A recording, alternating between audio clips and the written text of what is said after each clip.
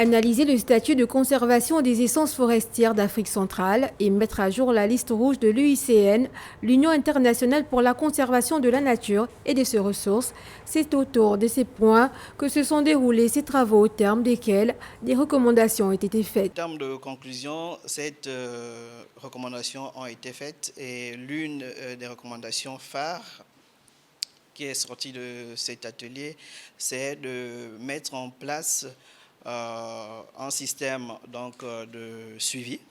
Donc, s'agissant de 21 espèces retenues, il faut dire que 3 d'entre elles ont maintenant le statut de espèces vulnérables selon l'UICN et c'est le cas par exemple de l'Ayus, du Tali et du Kosipo. Pour mieux gérer et exploiter la forêt, il faut avoir une connaissance des essences qu'elle renferme. Si une essence est menacée d'extinction, elle est menacée, elle risque de disparaître. Normalement, un État devrait avoir ces informations-là pour accroître les mesures de conservation de cette espèce.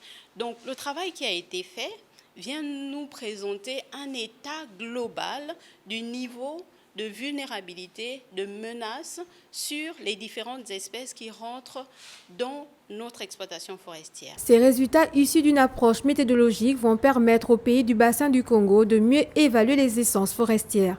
Actuellement, le contexte du commerce international des ressources naturelles requiert une gestion durable. Les bois tropicaux représentent une source importante pour la région sur le plan écosystémique et économique.